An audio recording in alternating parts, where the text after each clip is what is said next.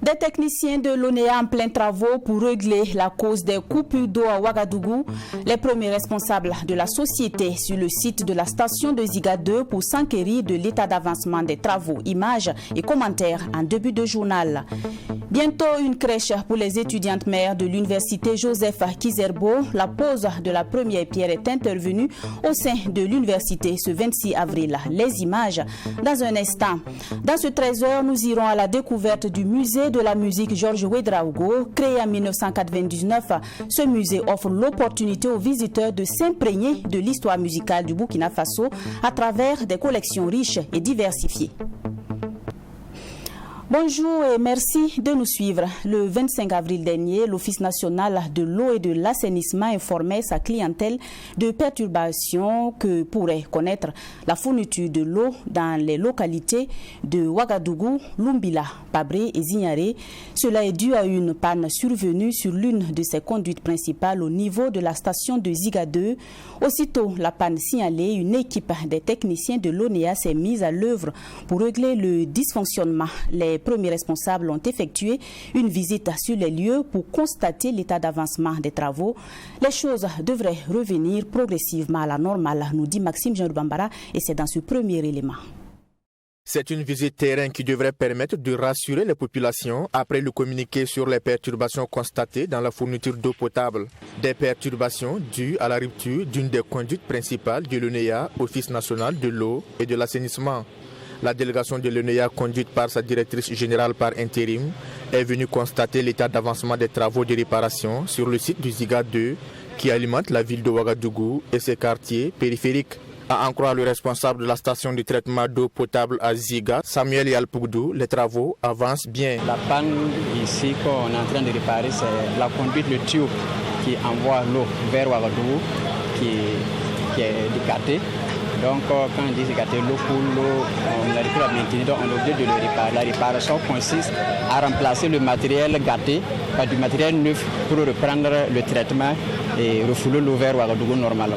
À l'état actuel, on est aux travaux de finition et pour dire que ça tend vers la fin. On est presque fini. D'ici là, on va reprendre tout normalement. Les équipes sont à la tâche pour rétablir la connexion et ramener l'eau dans les robinets.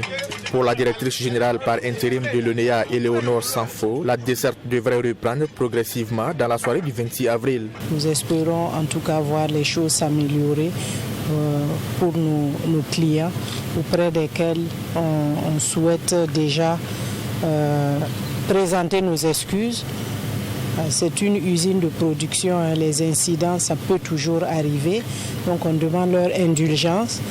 Nos équipes en tout cas sont à pied d'œuvre pour résoudre ce problème, pour le bien-être de toutes les populations desservies par cette station. Elle rassure par ailleurs que cet incident n'a aucun impact sur la qualité de l'eau. Il faut dire que chaque fois que nous avons un incident sur une conduite, il y a un processus quand même de rinçage de la conduite, de désinfection avant la mise en service. Donc il n'y a pas à s'inquiéter sur la qualité de l'eau.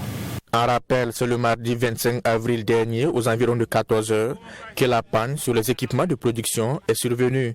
Un incident qui a impacté les abonnés de l'ONEA à Ouagadougou, Zignaré, Lumbila et Pabré.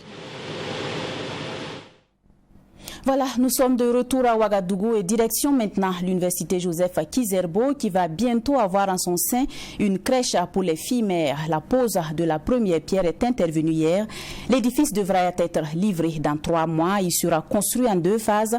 La première permettra d'accueillir environ 40 enfants pour une capacité totale à long terme de 160 places avec extension du préscolaire. Ce projet voit le jour suite à la problématique de la présence des enfants dans les amphithéâtres des différentes universités du Burkina. Plus de précisions avec Fatima Tanikima. Le 2 mars dernier, des enfants d'étudiantes ont été exposés à des risques de blessures lorsqu'un incident est survenu dans la salle polyvalente de Koudougou au cours d'une évaluation. Dans une note, la présidence de l'université Norbert Zongo informait l'opinion publique de cet incident tout en interdisant l'accès des salles de classe à toute personne accompagnée d'un enfant. L'université Joseph Kizerbo, pour éviter ces situations, a décidé de la construction d'une crèche en son sein. Les autorités universitaires ont procédé à la pose de la première pierre du bâtiment ce 26 avril. Le président de l'université, professeur Jean-François Silas Kobiani, dit être conscient du nombre important d'étudiantes mères qui ont besoin de cet espace. C'est une première étape.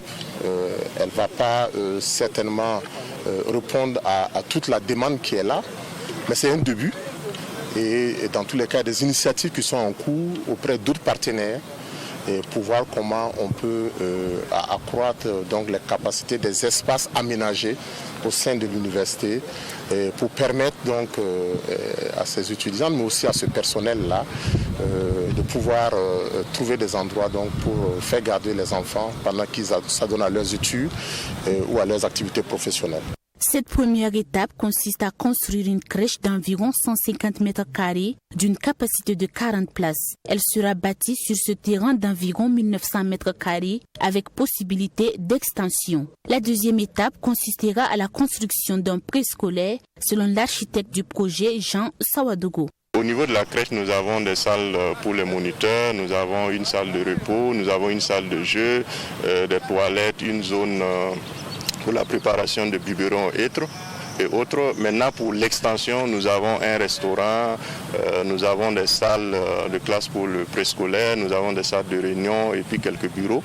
Donc voilà un peu comment se comporte la crèche. Et puis bon, nous avons des espaces de jeu carrément à l'air libre à l'extérieur. L'entreprise a un délai de 3 mois pour les travaux de construction de la crèche. En ce qui concerne sa gestion, des réflexions seront menées selon le président de l'université Joseph Kizerbo. Pour mémoire, le coût de cette première étape est d'environ 68 millions de francs CFA et le coût global est estimé à environ 500 millions de francs CFA. Notons que la construction de la crèche est financée par la Banque mondiale. Elle dit avoir injecté plus de 90 millions de francs CFA pour la construction de la crèche et son équipement. De la littérature à présent, après son ouvrage autobiographique intitulé Moment critique, l'ancien président de l'Assemblée nationale, Sungalo Apollinaire Ouattara, a sorti un nouvel ouvrage intitulé Plaidoyer pour l'État. L'ouvrage, selon l'auteur, est une série d'arguments pour attirer l'attention des uns et des autres sur l'État qui est en train de s'effriter. L'ouvrage est également un guide pour les dirigeants du Burkina Faso. Allons maintenant pour la dédicace de ce livre. Après son ouvrage Moment critique, sorti en décembre 2022, Sungalo Apollinaire Ouattara met sur le marché du livre son nouvel ouvrage intitulé Plaidoyer pour l'État. Pour l'auteur Sungalo Apollinaire Ouattara, ancien président de l'Assemblée nationale, cet ouvrage vise à l'amélioration de la bonne gouvernance africaine, particulièrement celle du Burkina Faso, mais aussi éclairer la lanterne des autorités dirigeantes. L'auteur rassure que son œuvre ne vise pas un gouvernement, mieux, il n'absout pas non plus. Je me suis interrogé sur les acteurs du changement dans un État. Quels sont les acteurs qui sont porteurs du changement dans un État? Ensuite, je me suis interrogé sur certains secteurs de la gouvernance. Vous savez, dans la vie de l'homme comme dans la vie des États, il y a des petites choses, tant que vous ne les réalisez pas, vous ne pouvez pas décoller. Il y a également dans la troisième partie de l'ouvrage ce que j'appelle des réformes refoulées. Des réformes que tout État doit entreprendre. Et tant que ce n'est pas fait, après avoir réglé les petites questions, il y a des grandes réformes. C'est le système éducatif. Aucun peuple ne peut se développer si les compétences ou les savoirs de nos peuples. La seconde réforme indispensable, c'est les appels de l'État à travers les territoires nationaux. La réforme de l'administration dit territoire.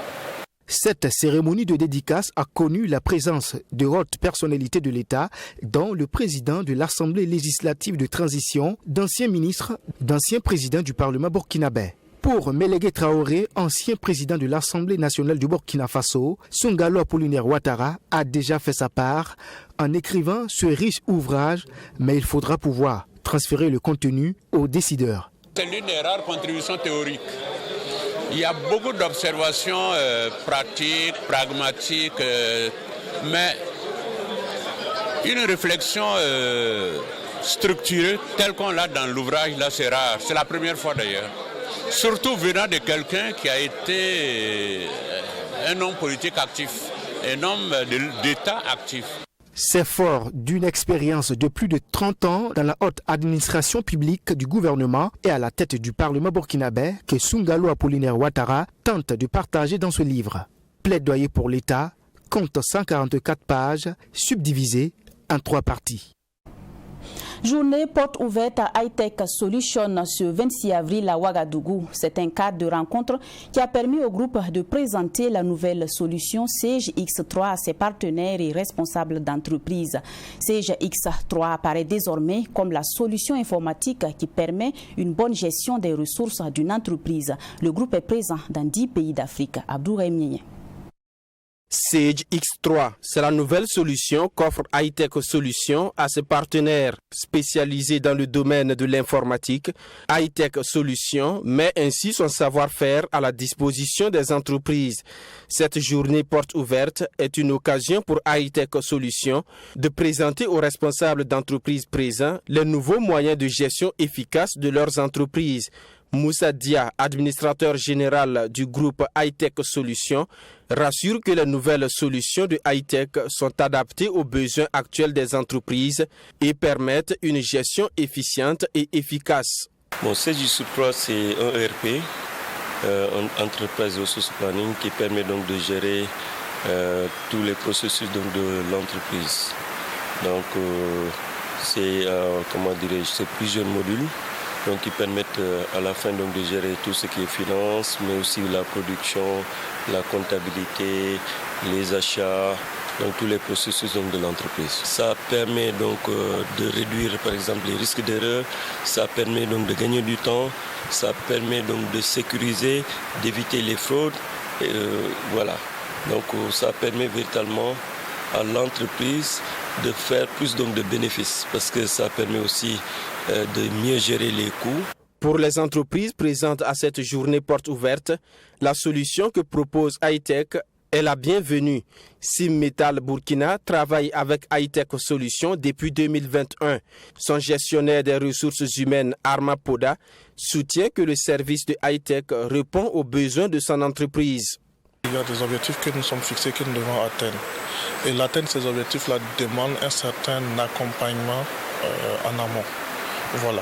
Et donc, entre autres, c'est de pouvoir moderniser nos processus, de pouvoir moderniser en tout cas notre gestion. Et c'est ce qui nous a poussé justement à un partenaire, High-Tech Solutions. Les maîtres mots qui déterminent en fait notre partenariat, c'est vraiment leur professionnalisme.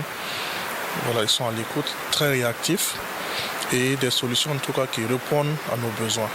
Le groupe High-Tech Solutions tire son origine d'une start-up sénégalaise.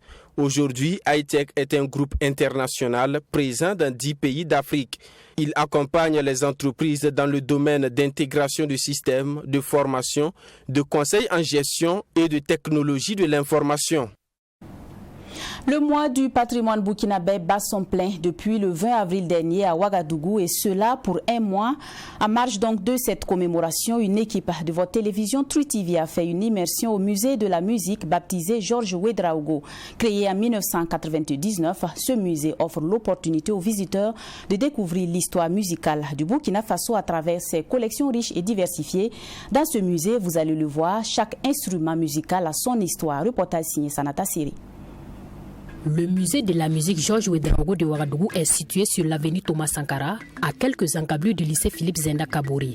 Ce temple de l'histoire de la musique burkinabé à la forme ronde, fait de voûtes et de coupoles, est consacré aux instruments traditionnels et à la musique burkinabé. Il possède une collection d'objets représentant les différentes familles des instruments musicaux, à savoir les aérophones, les chordophones, les idiophones et les membranophones. Ici, derrière chaque instrument de musique traditionnelle se cache une belle histoire. Ce grand balafon hôtel à 18 lames est d'origine Dagara. Son nom, c'est le Dagara Djil. Il est joué surtout lors des rites funéraires et a un pouvoir d'exaucer les vœux, selon notre guide Rasmata Bandi. Cet instrument est joué pendant les cérémonies funéraires et les autres cérémonies.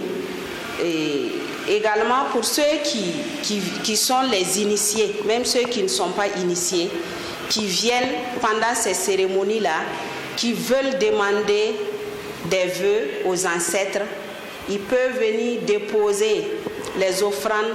Les offrandes, c'est à ce niveau qu'on les met.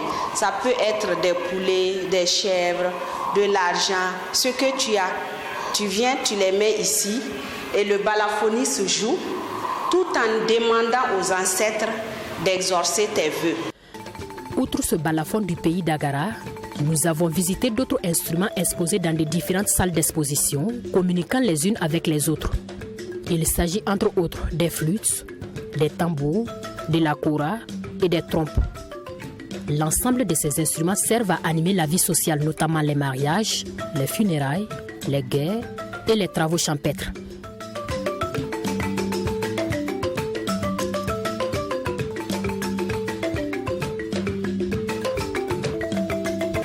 Ces instruments aussi servaient dans le temps pour annoncer une nouvelle dans le village.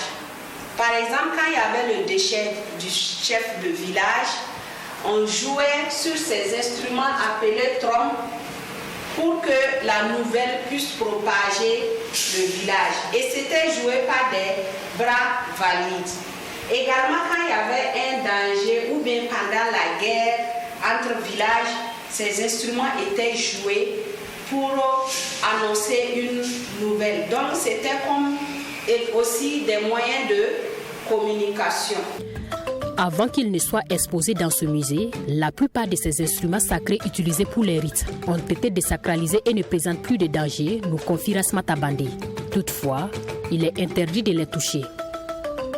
À l'entrée, même avant la visite, vous allez voir des messages qui disent aux visiteurs de ne pas toucher aux instruments. Notre devoir, c'est de les conserver. Et comment conserver? Ça fait partie également des méthodes de conservation, en ne laissant pas les gens toucher parce que ça peut se briser, en touchant également la main du visiteur, peuvent porter pour ne pas dire des microbes.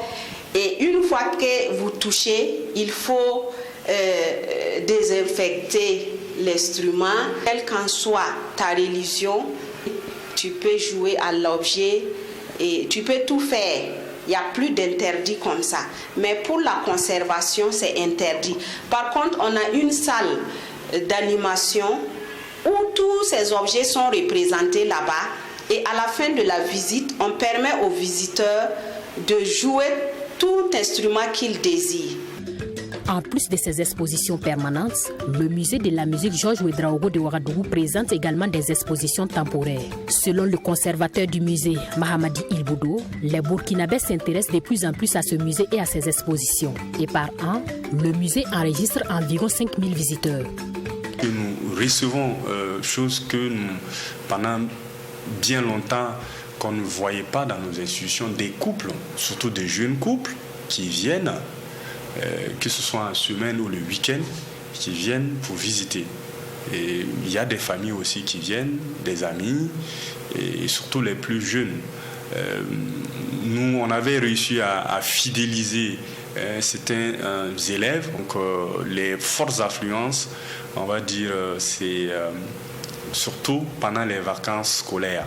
À côté de cela, lorsque nous avons aussi des vernissages, voilà, il y a de l'affluence et nous essayons autour de chaque exposition de créer un temps fort, des conférences, des visites de groupe que nous-mêmes nous suscitons et pour permettre à des publics spécifiques de pouvoir se réapproprier, découvrir et se réapproprier leur culture. C'est dans le cadre de renforcer les liens sociaux à travers le patrimoine culturel que le gouvernement burkinabé a décidé de dédier un mois au patrimoine burkinabé, et cela se tient du 18 avril au 18 mai de chaque année. Une initiative saluée à sa juste valeur par le conservateur du musée de la musique Georges Ouedraogo. Il invite par ailleurs les Burkinabés à aller découvrir leur culture sur les sites patrimoniaux et dans les institutions muséales qui constituent pour lui des cadres de promotion de la diversité des expressions culturelles.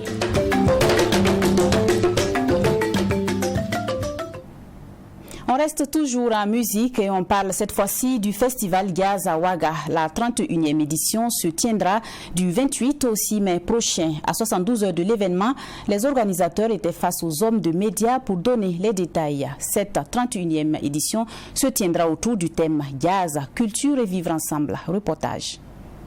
La 31e édition du festival Jazz à Ouaga va se tenir du 28 avril au 6 mai 2023 sous le thème Jazz, culture et vivre ensemble. Pour la tenue de cette édition, plus de 100 millions sont à mobiliser comme budget et environ une trentaine de groupes musicaux sont attendus dans la capitale burkinabé. Les festivaliers vont se retrouver au Sénaza à Canal Olympia à la Place de la Nation et avec une édition pleine d'innovation selon les organisateurs. Nous avons à peu près plus de 30 groupes programmés, dont une dizaine du Burkina. On va brasser pendant cette semaine plus de 200 musiciens, 9 soirées de concerts, et donc 2 lieux, Sénaza et Squash, Canal Olympia, auquel il faut ajouter un troisième lieu qui va être donc le Squash Time, ce qu'on appelle le jour off au Squash Time. Vous devez savoir que depuis quelques années, nous animons le Jazz Time dans ce lieu de promotion de la musique, et donc nous avons voulu faire un clin d'œil à tous ces bars ou maquis qui font de la musique live. À cette occasion, plusieurs artistes seront au rendez-vous. Au plan national, des célébrités burkinabés comme Alif Naba Flobi et des Amazones comme Maria Bissongo et Awa Sissao sont programmées. Cette édition connaîtra également la participation au niveau international de Ali Farkatouré Ban du Mali, Isaka Kemo de la Côte d'Ivoire, Zéphania Lascone de la France. Un moment d'incertitude et de doute, dans un monde où l'extrémisme violent, l'intolérance et la violence sont banalisées, nous estimons que la culture et plus spécifiquement la musique constitue un équilibre pour notre société. C'est pourquoi, malgré un contexte difficile, nous avons tenu à maintenir Jazz à Ouaga, qui reste un festival événement dont l'annulation certainement aurait fait plaisir à ceux qui ne veulent pas nous laisser vivre. C'est pour ça que nous avons tenu, malgré toutes les difficultés financières et autres, à maintenir le festival, et nous comptons sur vous pour sensibiliser un public qui va aider Jazz à Ouaga, parce que du coup les événements culturels deviennent ceux qui entretiennent la normalité du pays. Le festival Jazz à Ouaga veut entre autres valoriser les différentes cultures et le vivre ensemble. Et pour cela, cette année, le comité d'organisation invite les festivaliers à s'habiller en habits traditionnels. Pour terminer, en sport, les étalons cyclistes seront sur la ligne de départ du 18e Tour international du Bénin, prévu se tenir du 2 au 7 mai prochain. À quelques jours du début des hostilités, les étalons cyclistes font le point de leur préparation dans ce reportage que nous propose John William Sonda. Les étalons cyclistes de nouveau à l'assaut du Tour international du Bénin. À quelques jours du démarrage effectif de cette compétition 18e du genre, les hommes du coach Karim Memegou peaufinent leur préparation à Ouagadougou. Vainqueur du Tour en 2021, Paul Domain et ses camarades veulent reconquérir le maillot jaune de la grande boucle béninoise qui se tiendra du 2 au 7 mai prochain. En pleine préparation, l'entraîneur national Karim Yamego se réjouit du temps à eux accordé pour amorcer le Tour du Bénin. Ces hommes auront bénéficié de 2 semaines, même s'ils auraient voulu en avoir plus. Oui, je ne peux pas dire que je ne pense pas que c'est suffisant. On aurait peut-être dû avoir plus 3 semaines, 1 mois. On a eu quand même 2 semaines, une préparation assez bonne. Que je pense que pour la prochaine fois, on va demander un peu plus de moyens pour demander un peu la préparation. Lors de l'ultime séance d'entraînement avant le départ pour le Bénin, la préparation est jugée satisfaisante par le directeur technique national Martin Sawadogo. C'est une course de 2.2, donc une course très importante. Et en termes de préparation, Donc je pense que je peux dire que quand même on s'est bien préparé dans les conditions que vous connaissez au regard par exemple de la situation sécuritaire. Et il aurait fallu par exemple qu'on sorte dans des axes autour pour venir, mais compte tenu de la sécurité, on a préféré focaliser au niveau des contournements du Ouagadougou. 14 pays dont la France, Guam, le Nigeria, l'Afrique du Sud et bien évidemment le Burkina Faso et le Bénin sont attendus à ce 18e tour. De plus, les Béninois ont décidé de ne retenir que 5 coureurs par équipe au lieu de 6. Pour le Burkina, on aura donc Aruna Ilboudo, Paul Domon, Suleiman Kone, Moukaila Dawende et Daouda Soulama. C'est donc dit que le Tour du Bénin, désormais en catégorie 2.2, sera fort animé cette année et les Burkinabés se sentent prêts. Ouais, on a essayé de se préparer au mieux. Depuis notre tour des championnats d'Afrique au mois de février, on n'a pas eu de compétition. Donc, ça a été que de l'entraînement, donc on verra bien à l'issue de la première étape, on saura très vite si on est en forme. Mais ça va, la préparation s'est bien passée et on espère que ça va rapporter ses fruits.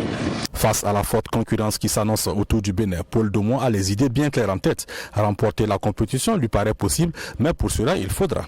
Oui, il faudra être chanceux, très chanceux. Il faudra que toutes les étoiles soient bien alignées, pas de soucis techniques, pas de chute, et qu'on ne se fasse pas piéger pendant la course. Voilà, parce que cette année, on part à 5 coureurs, donc forcément contrôler une course à 5, c'est compliqué.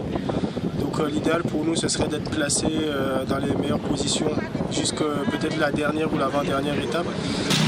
Côté d'une brèche pour s'y glisser et ravir le maillot jaune peut-être à la dernière étape pour ne pas avoir justement à le défendre trop longtemps. Considéré comme un épouvantail dans la sous-région, le cyclisme burkinabé aura à nouveau l'occasion de se mesurer à des nations tout au moins aussi fortes. Le manque de compétition constaté ces derniers mois ne devrait pas constituer un frein pour la progression des hommes du coach Karim Yaméogo.